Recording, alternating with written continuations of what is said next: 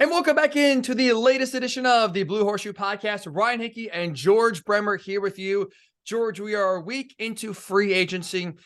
Surprisingly, not really. The Colts have not been very active so far. To me, that means one giant hint, we'll say, in the direction they are going. And Colts fans who want Lamar Jackson, you're not going to like what you're going to hear. We'll get into that here in a second. But George, before we get into anything, I got to start with this really fast here. We are in the middle of March Madness. The opening weekend has just come and gone.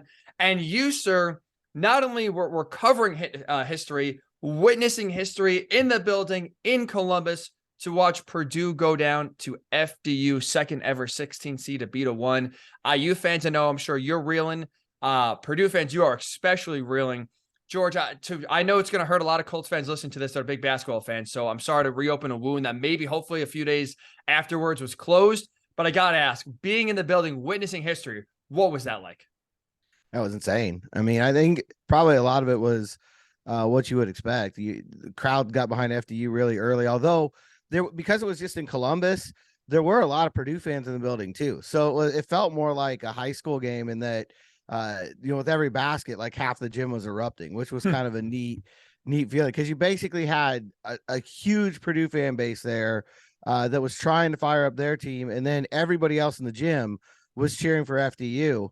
And at one point in the second half, the FDU chants just became overwhelming. And I think that's what you see all the time in this tournament. But to watch them hang in there, I think when Purdue got like a 6-point lead about midway through the second half, he's okay. This might be the end of this whole story. And to watch FDU shake that off and come back and take control of the game and finish down the stretch. I mean, they did all the things you would expect the number 1 seed to do. And they really controlled that game. That was what was surprising to me. I mean, Purdue had a couple leads here and there, but really from, tip to buzzer, FDU was the better team. They deserved to win. And that's a weird thing to say about a 16 seed. But hats off to them. And I guess hats off to Tobin Anderson, who's on to Iona already and next stage of his career. You talk about striking while the ironers hot. One big win and see you later. On to the next one. When did you know that this was going to happen? Like you said, Purdue kind of surged back. It took for me like with about 2.5, 3 minutes left for it to be like, oh, this is actually going to happen. Yeah, at halftime, I started to really have a feeling just because I was at the St. Peter's game last year, and it had a very similar feel. Jeez. And the flow was very similar. Purdue was down at halftime. They were outplayed in the first half, and they did the same thing in that game. They got a little cushion early in the second half, and it looked like maybe things were going to be well. And I even had a buddy text me at that time and say, well, Purdue woke up. And I said, hang on. They did the same thing against St. Peter's. Let's see where this goes. It felt, but I didn't really know until I think it was Sean Moore who hit the 3 to make it like 58-55. It just felt like it was their game. And maybe it was a 4-point lead off that 3, but when that went in, he's Columbus native too. So that was a great story for him. Lead the team in scoring, one of the biggest upsets in NCAA history, do it all in front of your hometown. That's what makes this tournament one of the greatest sporting events around. Absolutely. And like I said, just to see FDU down the stretch be the team, like you said, that like they've been there, but they act at least like they've been there before is amazing. All right, last thing I want to ask here, and then I promise Purdue fans especially that the pain and torture will be over. Obviously, you've been in a lot of post-game locker rooms for the Colts this year that were depressing, that were frustrating, that were just almost shocking with how just this season just collapsed. Compare that. What was that being the Colts locker room? How did the Colts locker room, I guess, experience this year compared to Purdue post-game, just sitting in that shock of being the second ever team to lose to a 16 as a 1? Yeah, I think it's night and day just because for the Colts, it wasn't instant, it wasn't sudden death. This was the end of the year, and they knew it. And I think that makes it worse on the Purdue side because by the time it was the end of the year for the Colts, they saw it coming. There was plenty of runway there. I think that's in the regular season, these things are better because there's always tomorrow. And you do have, by the time there isn't tomorrow, you probably already knew that. Last year, I think was worse for the Colts because you had a chance for playoffs. It was more comparable to this. You had a chance to go to the playoffs you get beat by the Jaguars on the last day of the regular season and you're gone. I think that was much more comparable to what happened to Purdue. You know, they're sitting there thinking all weekend long, it was like, well, what's going to happen between Purdue and Memphis? And is Memphis going to be the one to knock them out? And neither one of them makes it to the second round. But I think, yeah, there's just much more devastation at the end of NCAA tournament loss, just because, especially in Purdue, they have one of the weirdest, not to rub it in. My wife's a huge Purdue fan, so she's going to be among the people suffering right now. They have one of the weirdest seasons I can remember in college basketball history. I mean, you win the Big Ten regular season for the 25th time, which is a milestone thing. You win the Big Ten tournament for the first time since 2009. You're number one seed in the NCAA tournament since 1996. And you were ranked number one for multiple weeks during the season, all of which makes it sound like it's one of the better years in program history. You also got swept by rival IU, which around here is every bit as bad as losing the 16 seed. And then you lost to the 16 seed. It's just one of the strangest seasons I can recall for anyone to ever have. And two, you look at the beginning of the year, they were unranked and then made the quickest run from unranked to number one we've ever seen. So it's like, it starts off like, this is insane. You're right. Kind of, petered out during the stretch. Even the Big Ten title game, you barely beat Rutgers. Penn State, you're up by 17, cruising to a Big Ten title. Next thing you know, you're sweating it out where Penn State has a chance on the final shot to win the game, possibly. So it's like, there were definitely some signs too down the stretch of, this is not as good as we think it is, but man, it's been a rough season for this podcast in terms of Colts football, and it's now been a rough March Madness for the state of Indiana when it comes to the Hoosiers, men's and women's, getting swept by in Miami in different heartbreaking fashions, and then Purdue just to lose the absolute stunner the way they have. It's been really rough. It's been really rough. So we're going to try to bring some positivity here, George. It's not been very easy. That is for damn sure. We have been trying our best on this podcast. At least keep your head up and give you something to look forward to. But we will continue with the negativity here for a little bit. At least if you are a fan of the Colts that wants Lamar Jackson. Because at least for me, George, I'd love to your thoughts as we are a week in, and now we really do see kind of a lot of the main moves, we'll say, have been made. I think the way the Colts have approached the first week of free agency, I think absolutely waves the flag. They are not going to be in for Lamar Jackson. I know there's been reports recently of they haven't ruled it out, but you look at how Chris Ballard so far has approached building this team.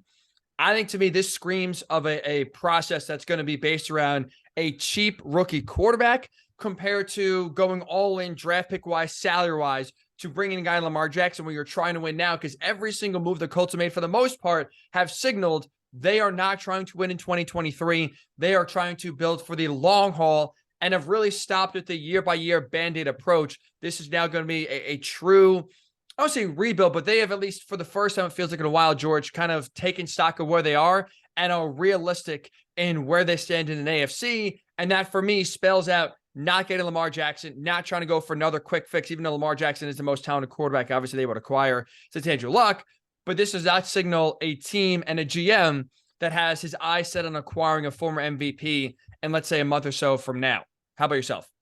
Yeah, I think everything they've done points towards a rookie. I mean, that everything they said coming into the offseason pointed towards a rookie, and now everything they've done points towards a rookie. I thought all along that they would talk with Lamar Jackson. I think that'll still happen if it hasn't already, but I don't think anything significant is going to come from it. And I agree with you 100%. I mean, I don't think there's a couple things in particular that happened that I don't think you would do if Lamar Jackson was in the plans.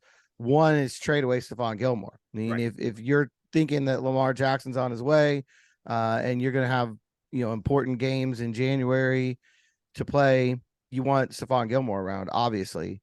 The other one is letting Paris Campbell walk on basically a 1-year deal to the Giants. You just don't do those things if you're thinking win now. I mean, those are clearly not win now moves. And Lamar Jackson would be the ultimate win now move. So I don't see it. And again, I just think nothing that they've done has pointed in that direction. Now, look, the NFL is almost as crazy as March Madness at times. And could something happen here over the next couple of weeks, either on Lamar's end or on the Colts end, that changes things? It's possible, but we're looking at like a 16-1 upset at this point. I mean, it's a very, very long shot. And I just don't, it just doesn't, if it does happen, it will have been some kind of event that changed that made it happen. It's certainly not plan A right now. And I'm like, what would that even look like? I don't even know, honestly, like what would need to change in order for them to all of a sudden be like, oh, Lamar Jackson's our guy. Because like you said, if you are like, you acquire Lamar Jackson, not okay for a 5-year build and we're going to, progress the roster and build the roster in his eye, like 3 or 4 years from now, then be a contender. You are going right now, day one, you acquire Lamar Jackson. Your goal in 2023 is to be a playoff team. And like you said, even though Stephon Gilmore's on the last year of his deal, you don't trade away Stephon Gilmore when you get Lamar Jackson on your team in order to make the playoffs, because he makes your team better. And you look at that secondary now, we'll get into this in a little bit later. That is a very young, inexperienced, questionable secondary. You're not going to take a strong piece at a position of need off the team if you are going for the playoffs next year. You're not going to lose out on Paris Campbell and prioritize re-signing Ashton Doolin, who is more of a special teamer and a big-time project as a receiver. You're not going to bring him on board and prioritize signing him over Paris Campbell if you are, again, trying to bring Lamar Jackson in and become a playoff team. What does everyone complain about when it comes to the Ravens and Lamar Jackson? Now, Lamar does not have enough weapons around him, especially at receiver.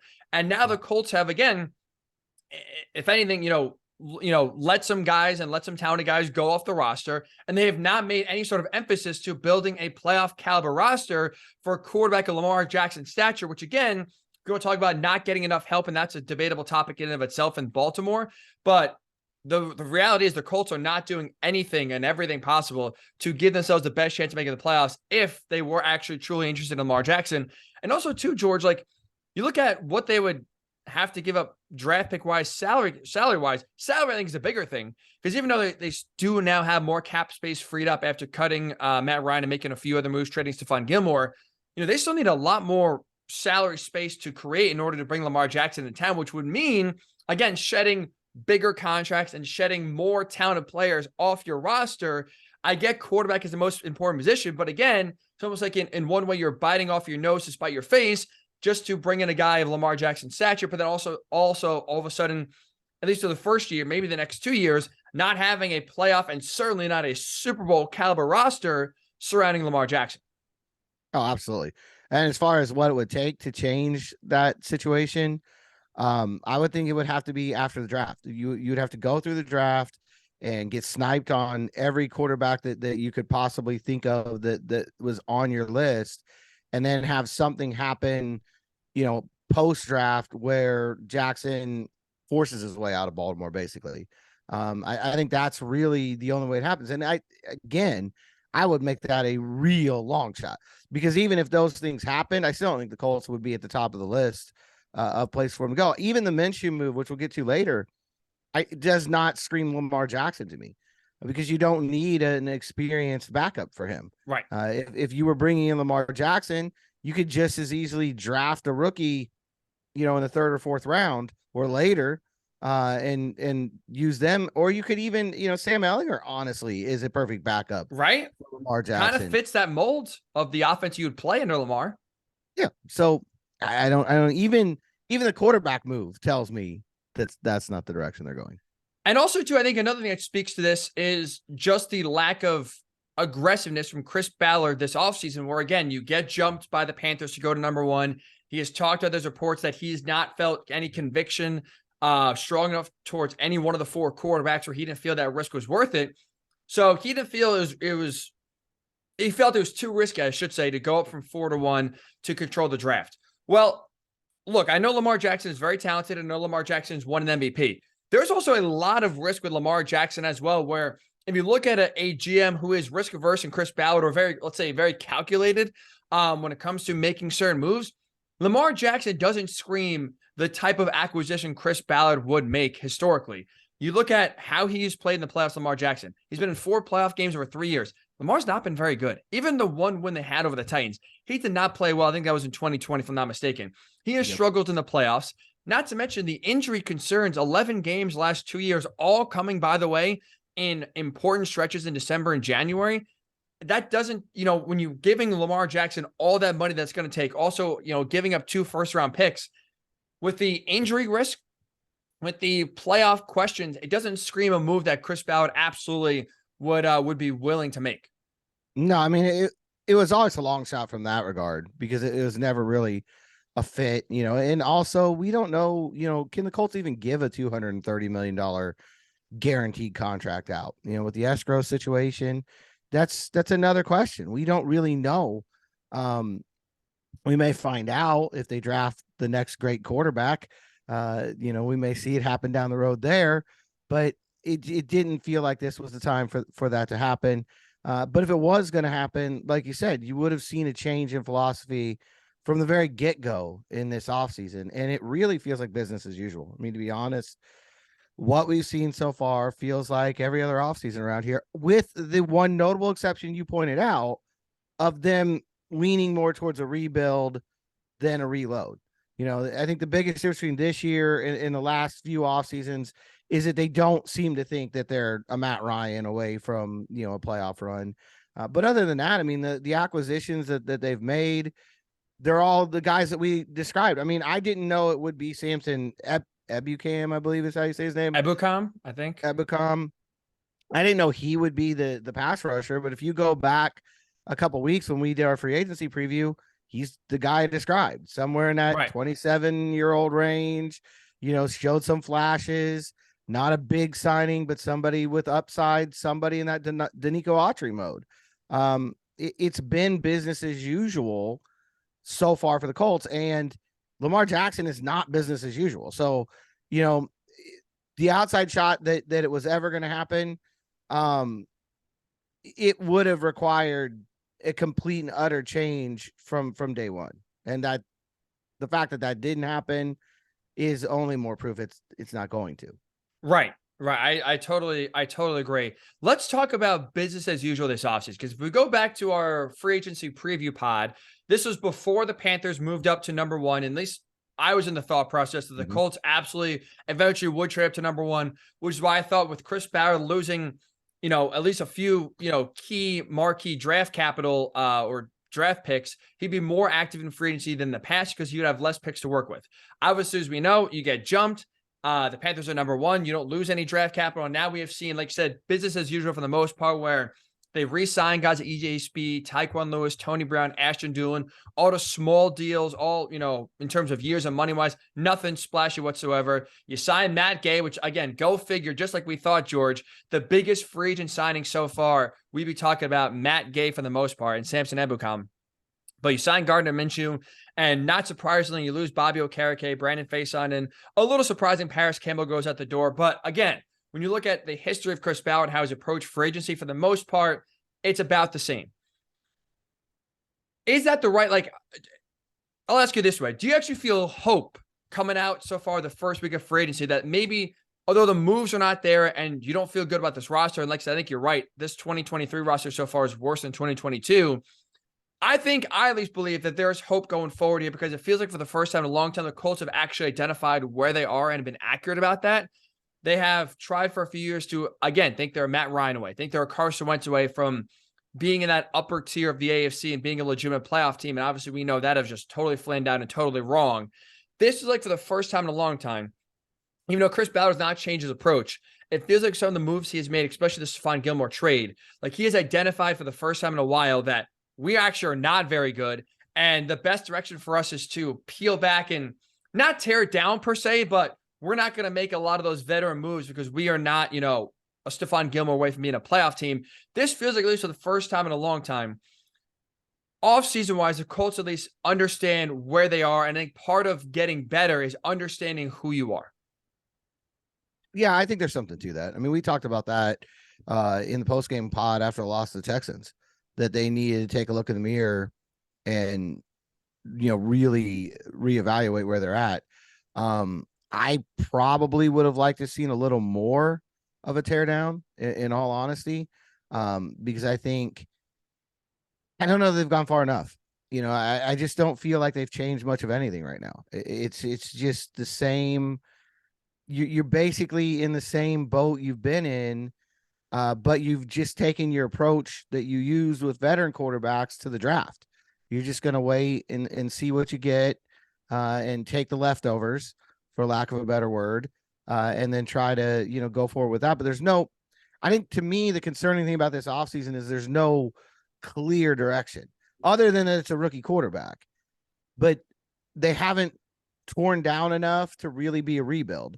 You know, you just gave roster bonuses to Ryan Kelly and Kenny Moore this weekend, which if it was a rebuild, you wouldn't do that. But you're also not, as you said, rightfully, you're also not going for it in that, you know, you're not still that mindset that you could take down Jacksonville and win this division. And then you never know what will happen in the playoffs, because you wouldn't be doing things like trading Stephon Gilmore and letting Paris Campbell walk for a 1-year deal if you were doing that. Because it seemed to just kind of be in this middle ground right now. And I think, honestly, as far as like hope or anything like that goes, it all comes down to the draft, which has always been Ballard's philosophy. But I feel like now more so than ever, you're either going to get a quarterback at 4 who you really believe in, which we know they don't because they would have gone up to 1. Right. But you're either going to get a quarterback at 4 who really works out and is, you know, a great pick and changes the course of this franchise, or you're going to get somebody like maybe Will Anderson at 4 who can help this defense take the next step.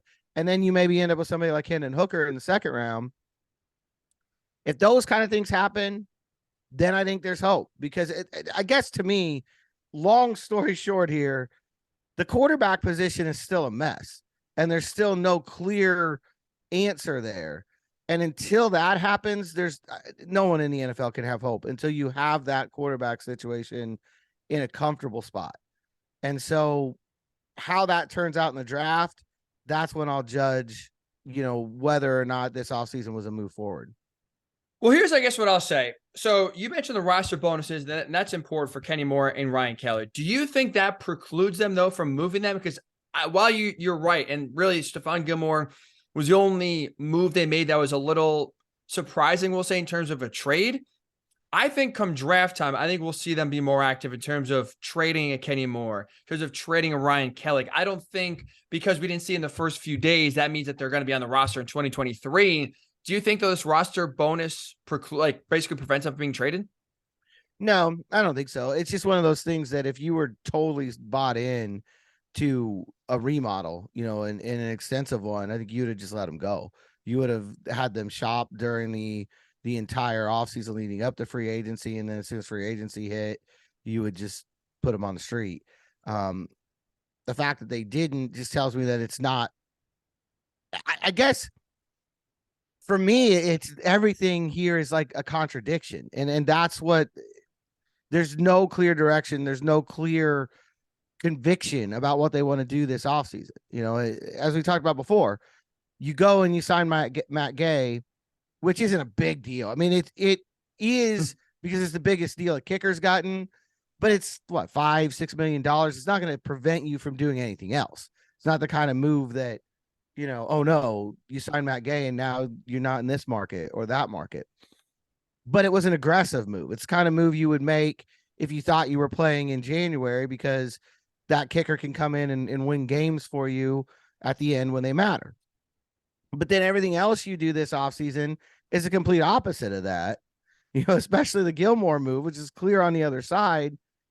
That's where I'm kind of, I don't know, flummoxed is the right word, but it still feels like the end of last year to me, where the moves don't all necessarily flow together. They don't seem to have one cohesive direction forward. And I honestly think the reason is they don't know what they're going to do at quarterback. And I think it's the same as last offseason in that regard. They're not sure which young quarterback they're going to build around. And as we talked about before, everybody keeps acting like, well, it doesn't matter which of the 4 you end up with because they're all the same guy. They're not. No, consensus says that there is no Joe Burrow or Trevor Lawrence in this draft. You and I disagree with that. We'll see if we're right or the consensus is right. But even with that being said, then you don't have 4 equal results here, or 5 if you want to throw Hooker into the mix. You've got to build things differently with each one of these guys. The offense around Anthony Richardson will look significantly different than the offense around Will Levis or CJ Stroud or Hendon Hooker. Right. And I think that's, to me, that's causing this indecision. Them not knowing, okay, we're going up to 1 and we're going to draft Bryce Young. And so every move, look at Houston on the other hand. That's what the offseason looks like if you know who you're going to get or you feel like you know who you're going to get. I feel like they have either one or two quarterbacks that and because of where they're at, they can be that way. But you've seen them go add some veterans, add guys who have experience with D'Amico Ryan's defense. Their offseason to me has been significantly better than the Colts offseason so far. I think it all comes down to conviction at quarterback, knowing what you want to do there and being ready to move forward. Maybe I'm completely wrong. Maybe the Colts know what they're going to do. Maybe there's a greater plan to it. Maybe it's like one of those 3D pictures that I'm old enough to remember where you stare at it long enough and all of a sudden you see what's going on. Maybe that's what's going on here. But right now, to me, it just seems like more indecision, which is what got them in the mess they're in to begin with. Few things. Number one, this leads to frustration of, again, why they didn't control the draft. Because now when you're sitting there at pick 4, best case, you're getting the third quarterback off the board if you want. Worst case, you're getting the fourth quarterback. If you don't like him, you're getting no quarterback. So in one sense, look, it's frustrating because, like you said, you don't know the direction you're going. And you don't really know at this point, it sounds like who they like, who they don't like. And you have no idea who's going to be available or not. Like I could easily see a path where you could have Anthony Richardson sitting there. You can have Will Levis sitting there. I still think it's a path you could have C.J. Stroud sitting there. Mm-hmm. If the Panthers go Bryce Young at number 1, look, I don't know how the Texans feel about C.J. Stroud, but if they are saying, you know what, C.J. Stroud's not our guy, we're going to go with Anthony Richardson and we're going to, play Case Keenum early on. Well, all of a sudden now I think that changes also your philosophy here for the Colts, and C.J. Stroud could fall to you at 4. Maybe you're aggressive, go to 3 and you get C.J. Stroud. I think that changes the way you go about it. So in one sense, it's frustrating that the Colts don't have a direction, and you're 100% right about that. But what I will say is I also don't think it's the worst in the world for the Colts. If you don't know what you're doing, don't make moves then kind of blindly. Like, I have no problem if you are sitting here and saying, you're right, all 4 quarterbacks, you're going to have a different offense. You're going to run a different style for C.J. Stroud compared to a different style if you have Anthony Richardson or Will Levis. So I have no problem for the most part right now if you're Chris Ballard sitting tight in what is a weak free agent class for the most part and saying, you know what, I have no freaking idea what the hell our offense is going to look like. I trust Shane Steichen's going to build it in a specific way to whatever quarterback we get. But until you get to draft night and see how things shake out, I have no idea who's going to be available. So I think in one sense, I don't mind you being patient because, again, it's going to basically have 2023 be a wash year, but it's kind of a wash year with a rookie quarterback anyway. So you figure that out. And then, okay, after a year in the system, what does this guy like? What do we need to build around him? And then we'll start to build an offense in their identity to where, again, right now, I just have no problem, I guess, them standing pat because, again, there's not a lot of free agents that we looked at that said, oh, you got to get this guy, or that's a can't miss. It was not a very rich free agent class. But I also have another path for you, George, that I'm curious your thoughts about this. What if the Colts secretly are looking at what the Cardinals did a few years ago, going down the Arizona Cardinals path, where if you look at 2018, the Cardinals took Josh Rosen 10th. He played, he sucked. They said, you know what? Screw, we got the number 1 overall pick. We got Cliff Kingsbury, going to pair him now with Kyler Murray. After 1 year, they moved off Josh Rosen. And look, Kyler Murray has his own questions. I'm not a big Kyler Murray fan in general, but their future is a lot brighter with Kyler Murray than it was with Josh Rosen. I don't mind this plan. I'm curious your thoughts. If you're Chris Ballard, obviously you have Gardner Minshew. Let's say you sit at 4.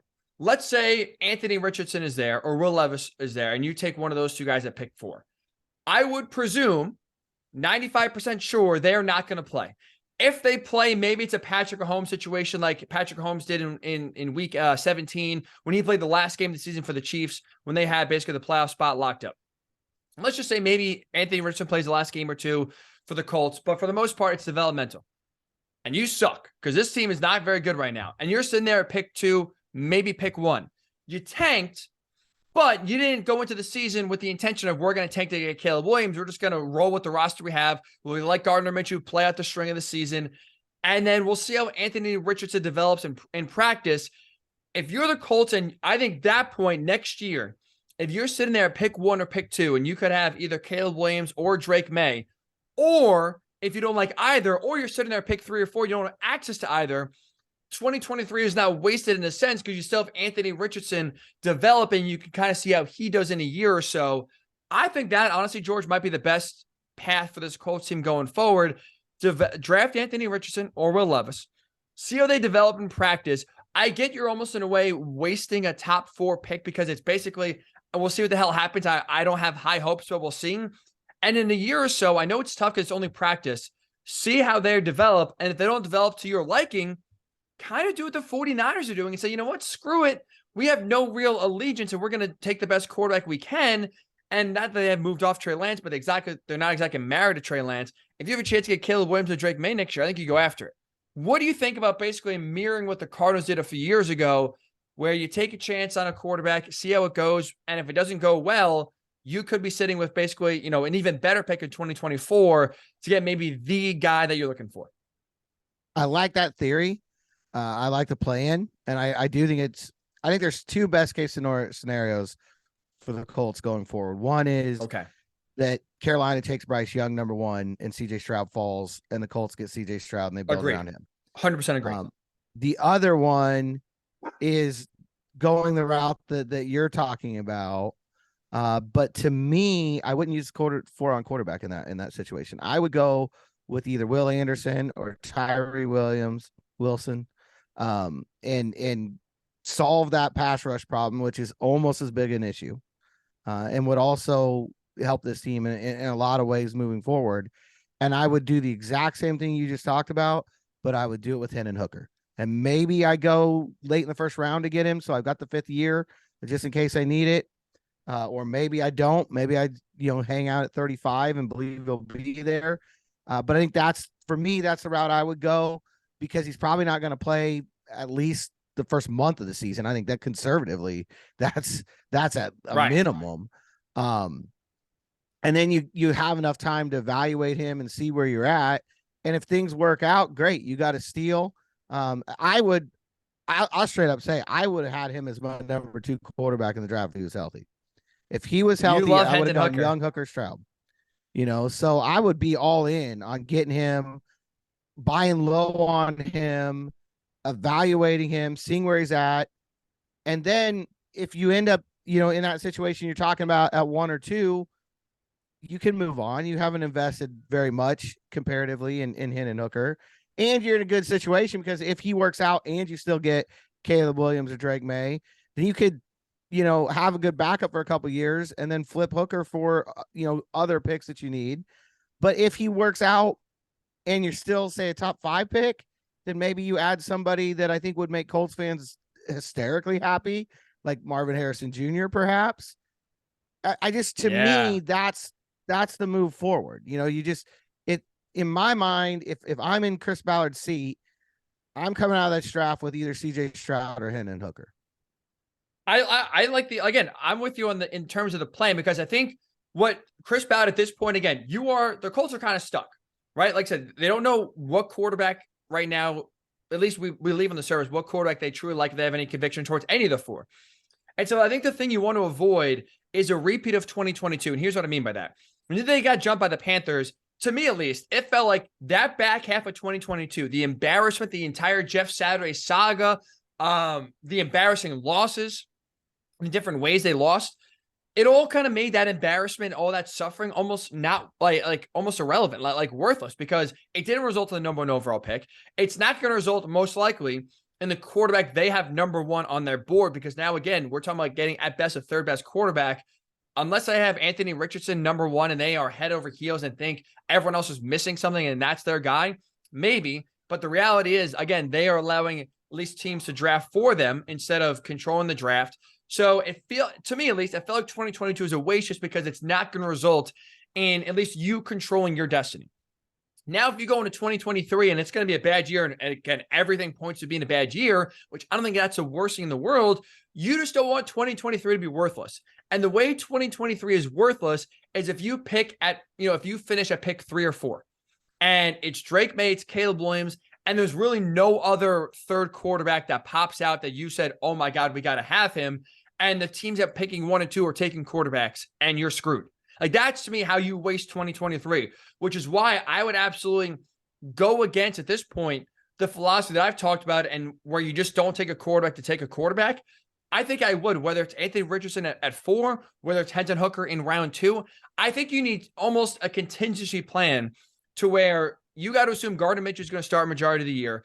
And you need something to where if they are just picking at 4 or 5 or even 3 and are not in range to get a quarterback that they think is truly the guy, you at least then have to have a backup plan still waiting in the wings of, okay, we got Anthony Richardson and he had a year to develop, or Hendon Hooker, now he had, some time to heal and develop, and that's going to be our guy going forward here.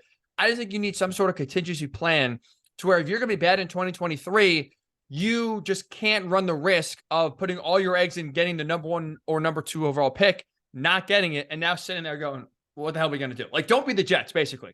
The Jets, a few years ago, went all in on tanking for Trevor Lawrence. They won 2 games. That was the difference. The Jaguars got Trevor Lawrence. They got Zach Wilson. And now you look at the Jets, and now they're basically at hands and knees begging for Aaron Rodgers to come to town. I don't want that to be the Colts. Don't put yourself in a situation where you are all in on 1 guy, 2 guys, and then you're sitting there saying, oh, shoot, we just missed out, and now we're going to be forced to take the 3rd guy that we're not in love with and have to be an abject failure, kind of set you back. So I whether it's Hendon Hooker, whether it's Anthony Richardson, I think the Colts have to prioritize kind of embracing what is going to be a rough 2023 year, but make it worth it in either you stink, but you get the number 1 overall pick, and then it's okay. Now you can move off of Richardson or Hendon Hooker and just, go after Caleb Williams and have that be the guy. Or if maybe Caleb Williams doesn't work out, let's just say, and he has a bad year at USC and he gets hurt, he comes back, or Drake May's really not all that's cracked up to be, because we've seen plenty of college quarterbacks, George, get hyped in the preseason, come playing time, not play well. It's like, oh, I don't like that guy anymore. Spencer Rattler, a recent example. Who was the guy at Miami this year? I'm trying to remember his name. There was a kid at Miami. TVD, Tyler Van Dyke. Yeah. Got to be the next great one. There's your example right there. DJ Uiagalelei. I know his hype was a little bit higher, and he had a little bit more years at Clemson, but again, he is now going to Oregon State, and that's a guy that's his draft stock is in the toilet.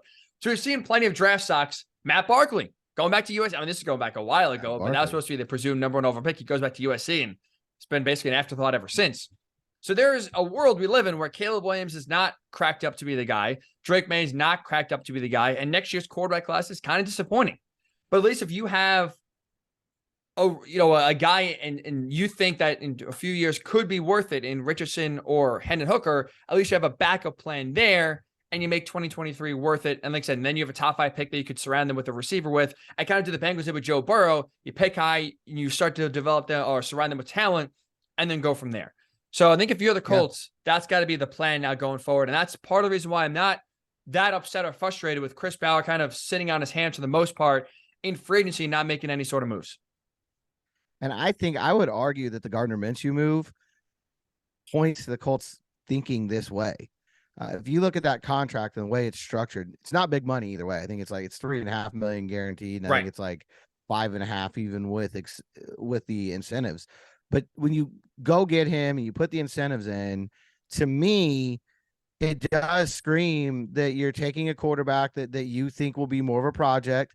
Now, the door's still open if somebody falls to them, if they do somehow get Bryce Young, which I pretty much completely ruled out at this point, or CJ Stroud is there, and it is somebody that might be ready to go on day 1, then Minshew's making, a very low number, and him as the veteran backup is fine.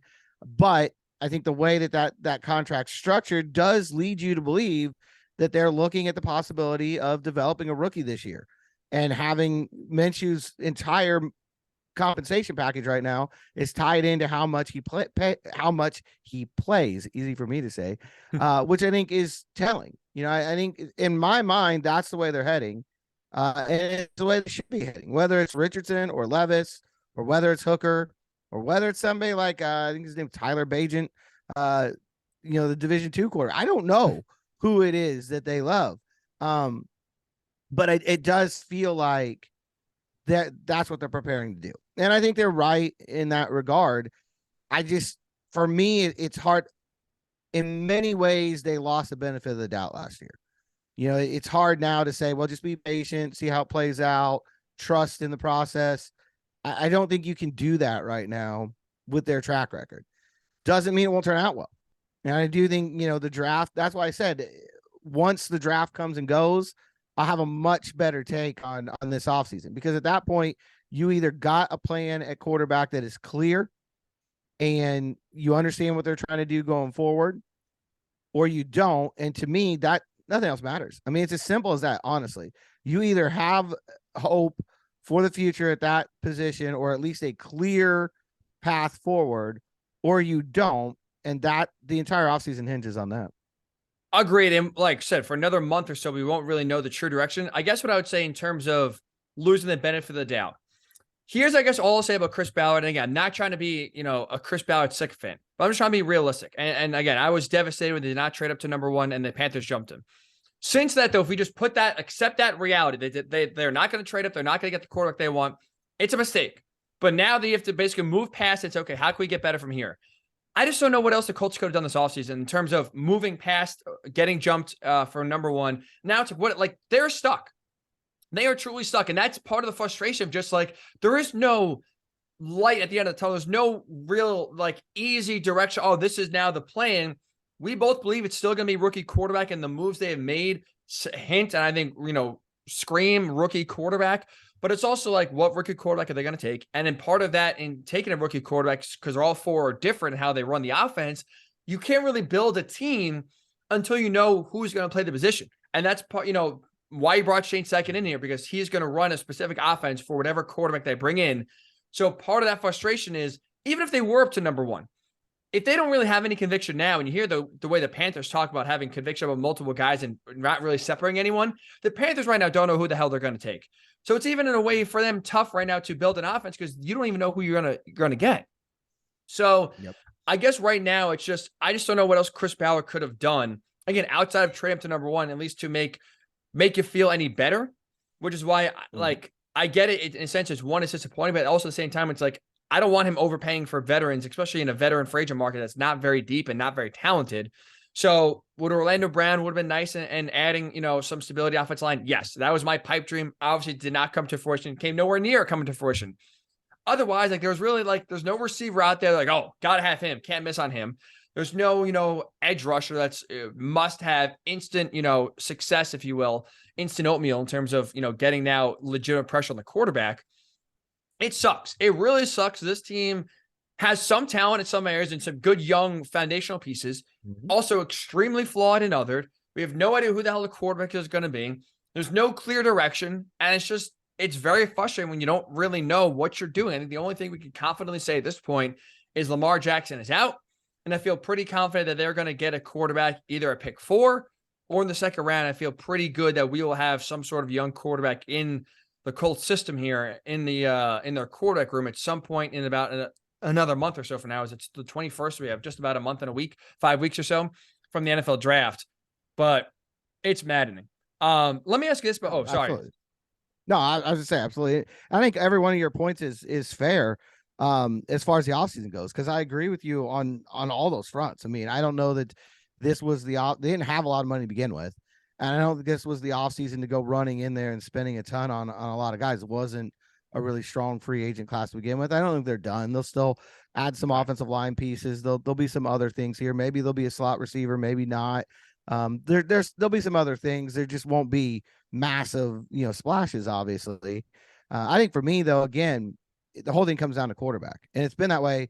It's not like this is new from me. I've been saying that since the start of the offseason. For me, the entire offseason hinges on what you do at quarterback. And because you didn't go up to 1, you didn't take your best swing there. I'm so open-minded to how this ends out. It could end very well for them. I'm not sitting here saying that it won't. If you get CJ Stroud at 4, or you get Anthony Richardson at 4 and he hits his ceiling, or even Will Levis at 4 and he becomes a star, or you get Hooker in the second round and he ends up being 5 years from now the best quarterback in this draft, then that's a great outcome, and how you got there doesn't really matter. That's all possible. I don't know where that's leading. I just, right now, if I had to give them a grade, it would be like a C-, because the most important position, they don't have a clear way to solve it. Look, I wish I could be mad at Chris Ballard. I wish we could sit in here and either praising him for making some great moves or yelling at him for making these ridiculous cheap moves, but it's like, is Paris Campbell leaving on a 1-year deal? By the way, that's not changing drastically the Colts' future and losing out on him. It's just like, that's the thing, is trading Stephon Gilmore last year of his deal. What is that going to really do for the Colts in terms of 2024, 2020? Like, you're not going to the playoffs with a rookie quarterback. You're not going to the playoffs if Gardner Minshew was your starter for most of the year. So it's like, yeah, get some sort of value. I wish they got more value back than a 5th round pick, but other than that, the market does dictate. So it's just like, that's a frustrating part, is like, there's really, with how this free agency class is blah, how little money they had, and just how, not many big time pieces on their own team that was, up for free agency they could have kept and didn't. There's really no reason right now, like I said, until we know the quarterback, once you get the quarterback, then we'll finally know the actual direction of the team. I would say the most frustrating part through free agency, and this kind of goes back a little bit to not trading up to number 1, is just, your future in part is in the hands of everyone else. In terms of, if you like a quarterback, whoever it may be, and you have true conviction on it, and maybe, again, we've seen more instances than not, by the way, the quarterback taken 2nd, 3rd, 4th in their draft class is usually the more successful one than taken first. Or you rarely see first overall quarterbacks be the best quarterback in the draft class. But now you just got to hope, kind of like, or get lucky like the Bills did with Josh Allen, or the Chiefs did with Patrick Mahomes, that other teams overlook some sort of talent. Or like the Ravens did with Lamar Jackson, where every team bypassed Lamar Jackson for the first part, and the Ravens swooped in at that last pick to get him. Like, you do have to hope in a way that things break your way. But we have seen teams, and plenty of teams, get their franchise quarterback benefiting from luck and benefiting from other teams, again, not having or making the right decision. That's good. The Colts are going to have to get lucky here, in a sense that they have to know what they're doing. They have to get lucky in terms of, if they have CJ Stroud on their draft board number 1, and the Panthers pass on them, the Texans pass on them, that you get CJ Stroud. Okay, like, that is lucky. Like I said, if it works out in 5 years, we're not going to be talking about how lucky they got. It's going to be, wow, I can't believe they got CJ Stroud. This is great. Let's go. Hopefully they're a Super Bowl contender.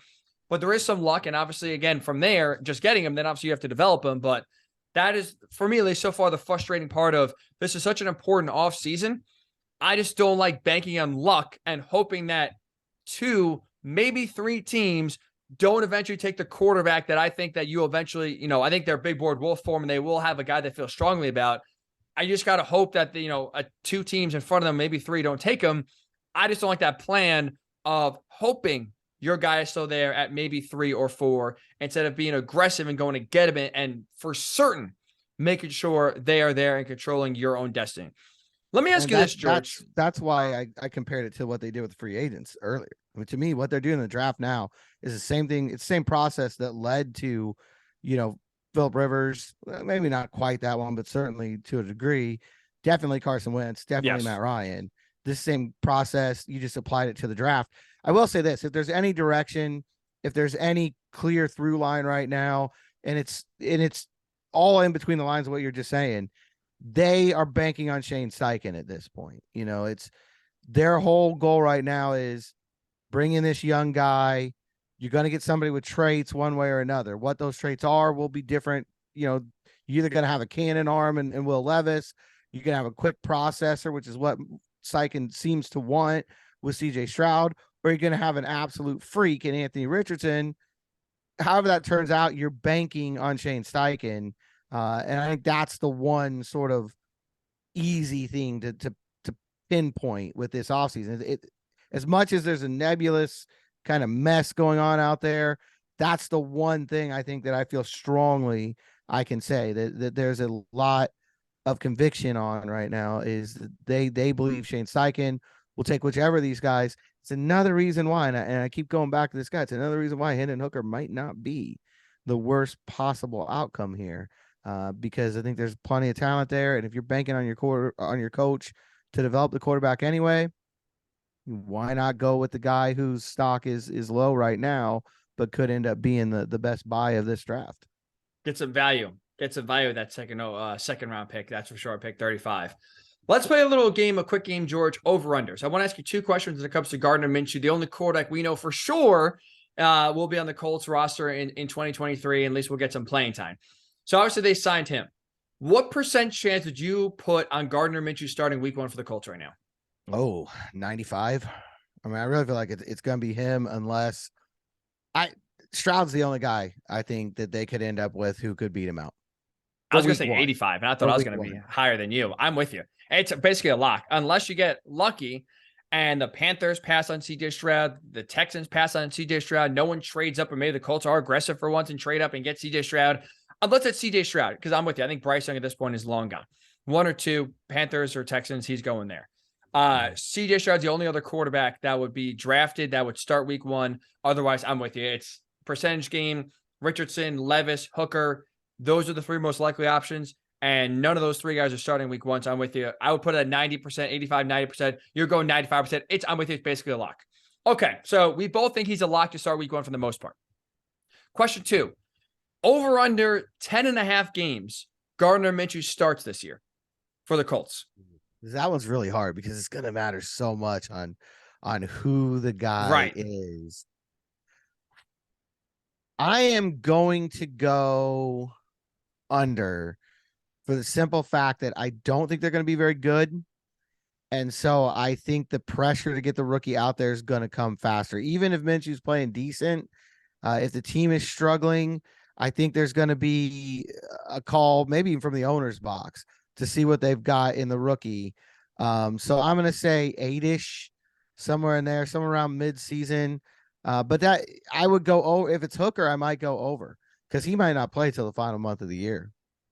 I think honestly, unless it's CJ Stroud, I'm going over. I'm going to say over 10.5. I think we'll see a majority of Gardner Minshew this year, in part because if they take Richardson or Levis, I think from the jump, there will be a clear message to Jim Irsay of, we are not running 2022 back where you are playing quarterback carousel and you're benching Matt Ryan for Sam Ehlinger, and then you're benching Sam Ehlinger for Nick Foles, and we're doing this whole quarterback carousel. I think from day one, if they say, we take Anthony Richardson, Jim, he ain't playing year one. If they're 3-14, or at that season's over 3-14. So let's say they're 3-12. Don't come calling.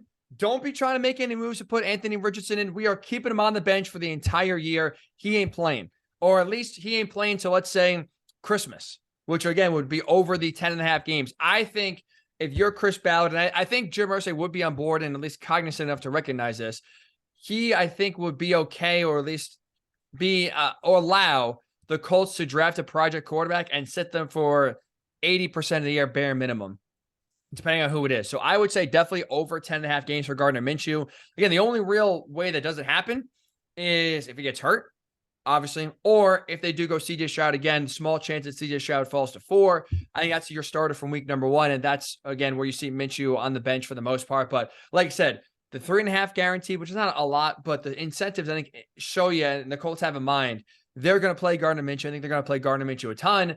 And again, George, if you want to adopt the Cardinals philosophy, we have seen Gardner Minshew do a hell of a job in leading his team to the number 1 overall pick. In 2020, he did it masterfully. Of course, the only win came against Colts week 1, of course. What else? But he did a great job of, since that one win, guaranteeing Trevor Lawrence will be a Jacksonville Jaguar. Maybe he'll be able to do the same and guide the Colts to Caleb Williams. Maybe we'll start talking, I had a caller on my CBS Sports radio show a few weeks ago, start the campaign Crash for Caleb. Maybe we can start thinking of some good names there. We had Pay the Price, Let's Get Bryce, which I thought was pretty good. Wasted in the span of like a week and a half or so once Panthers traded up. But nonetheless, I digress. Yeah, too short of a lifespan. But I think we could start getting some Caleb Williams, rhyming chants ready, because Gardner has done a bang-up job of leading his team to where they want to be. Here's an over-under for you. Oh, how many weeks into this season until we become a USC podcast? 3. It's like, this team is gonna stink, George. And especially if they go Richardson or Levis, if they are not as long as it's basically not CJ Stroud, I think I will turn to a USC pod very fast, very quickly here, just because.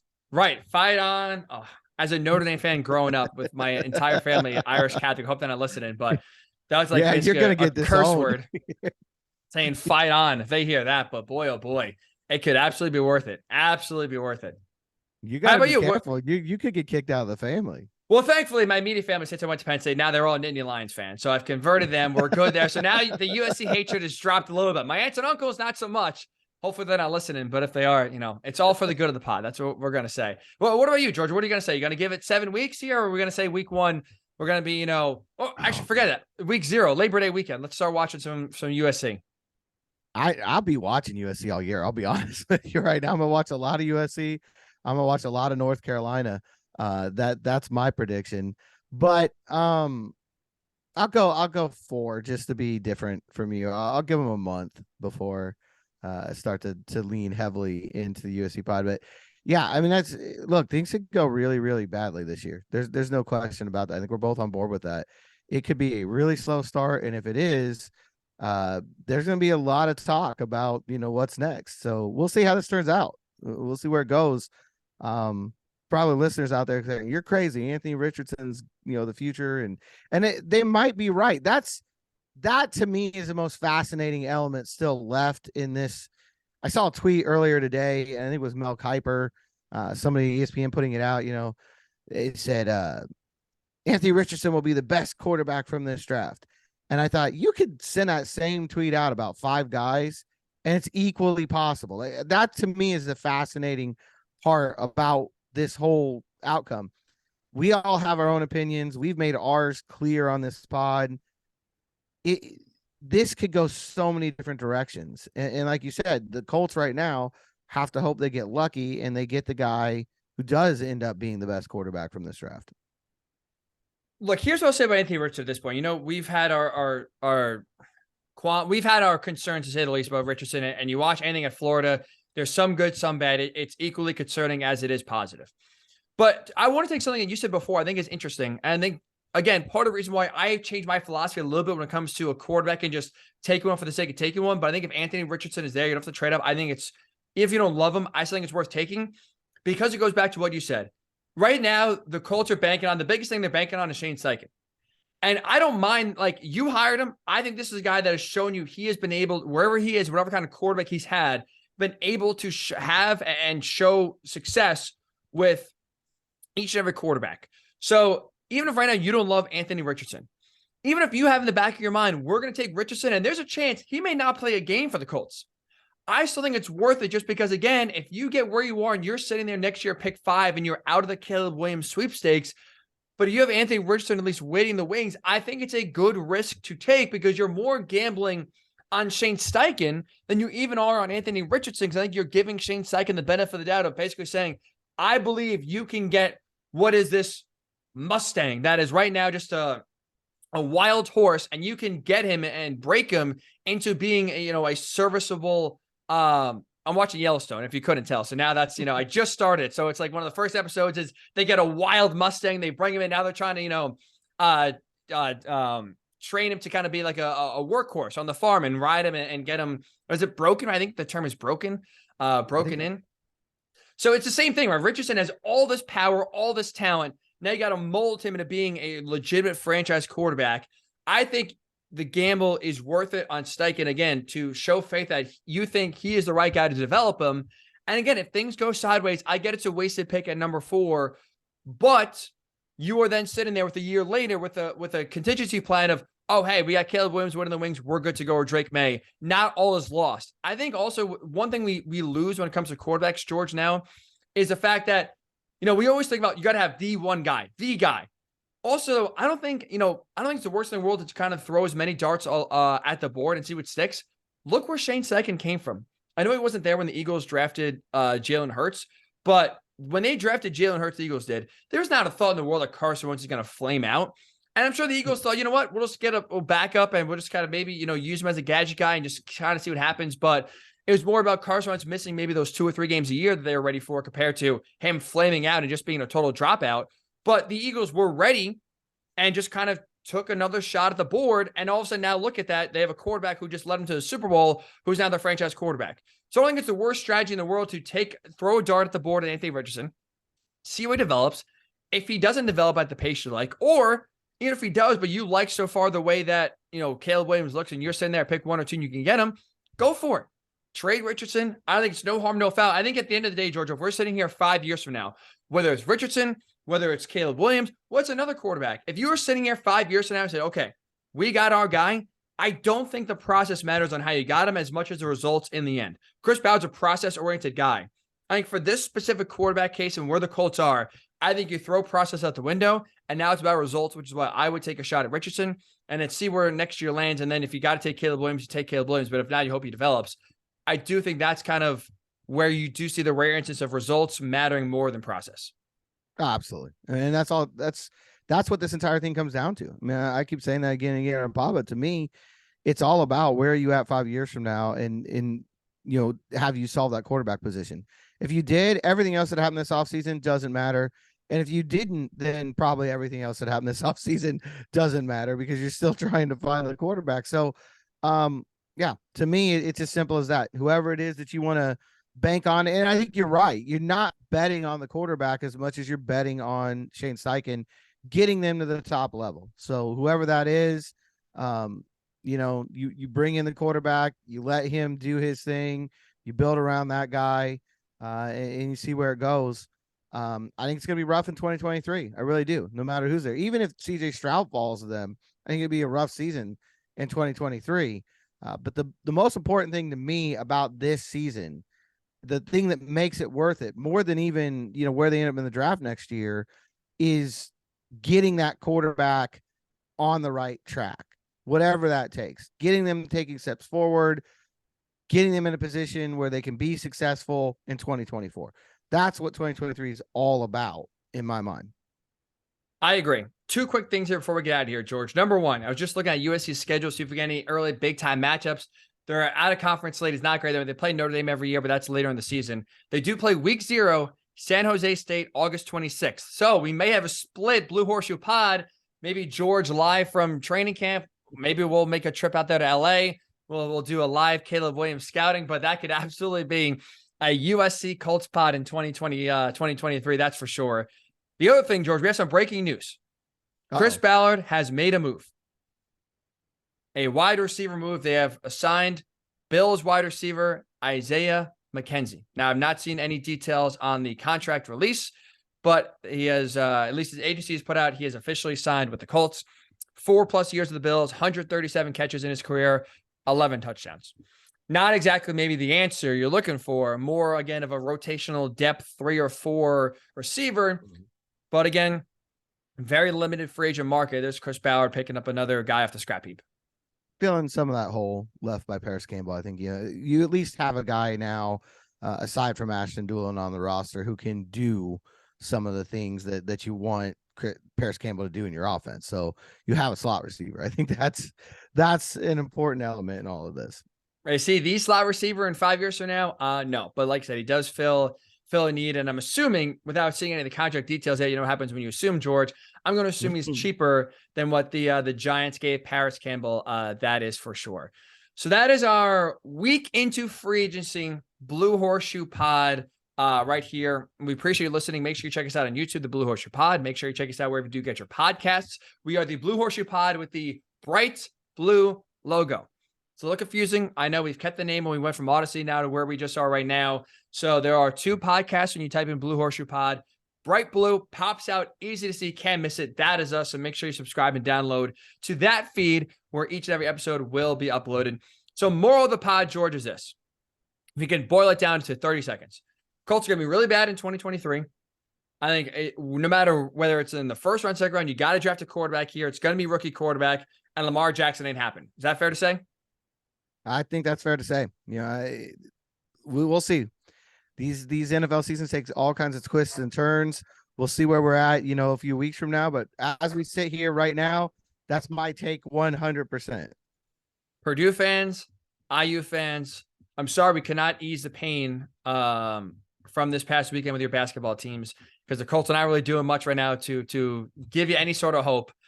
We tried a little bit, but that is it's bleak. It's going to get a whole lot worse, George, before it gets better. That is, unfortunately, that is for sure. All right. So I'll do it for this edition of the Blue Horseshoe Pod. Have a great rest of your week. We'll be back soon right here on the Blue Horseshoe Podcast.